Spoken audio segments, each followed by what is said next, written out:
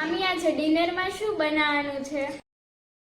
આજે ડિનરમાં બનાવવાનું છે મકાઈ અને પનીરવાળા પીઝા. તો મેં અહીંયા થોડું ગરમ પાણી લઈ લીધું, એમાં 2 ચમચી ખાંડ નાખી અને સારી રીતે પીગળાવી લીધી.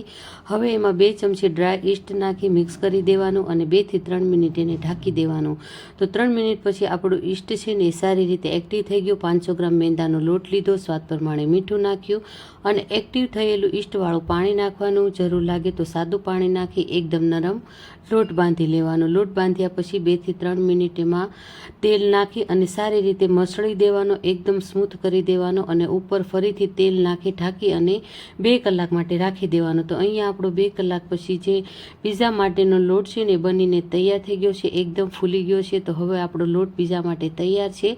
તો એના માટે મેં અહીંયા બાફેલી મકાઈ, 2 ડુંગળી, શિમલા મરચાં અને ટામેટાં બધું આવી રીતે કાપી લીધું અને પનીર પણ અહીંયા લઈ લીધું છે. એને પણ આપણે નાના નાના ટુકડામાં કાપી લેવાનું છે અને પીઝાનો જે સોસ આવે છે ને એ પણ મેં અહીંયા ઘરે બનાવી નાખ્યો છે.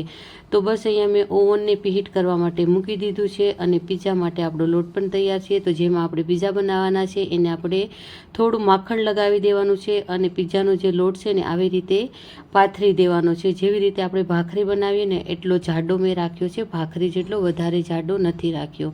તો એની ઉપર પીઝાનો સોસ લગાવી દેવાનો અને અહીંયા આપણું બધું જ પીઝા માટેનું ચીલી ફ્લેક્સ, પીઝા મસાલો અને ઓરેગાનો પણ તૈયાર છે. તો હવે આપણે એમાં બધું જે આપણું શાકભાજી છે ને એ આવી રીતે ગોઠવી દેવાનું. ઉપર બાફેલા મકાઈના દાણા નાખી દેવાના અને ટામેટા મેં લાંબા શેપમાં કાપ્યા છે એ પણ નાખી દેવાના. પનીરના ટુકડા મૂકી દેવાના અને ઉપર નાખવાનું ચીઝ.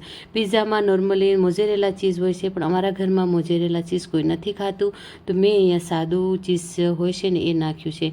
તો અહીંયા આપણું ઓવન પ્રીહીટ થઈ ગયું છે. તો પીઝા રાખી દેવાના 25 મિનિટ માટે 120 ડિગ્રી ઉપર મેં અહીંયા ઓવનને રાખ્યું છે. ત્યાં એ બને છે ને ત્યાં સુધી અહીંયા આપણે ચોરસ શેપના પ્લેટમાં પીઝા બનાવવાના છે, સેમ રીતથી જેવી રીતે પહેલાં આપણે બનાવ્યા ને એવી રીતે.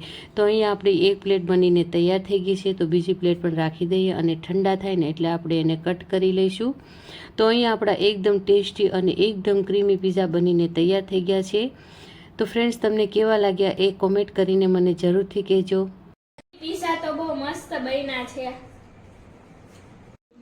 મારા મામીએ તો બહુ સરસ પીઝા બનાવ્યા છે. તમને આ રેસીપી ગમી હોય તો લાઈક કરો, શેર કરો અને સબસ્ક્રાઈબ કરો અને ઇન્સ્ટાગ્રામ ઉપર જોતા હોય તો શેર કરો. Thank you.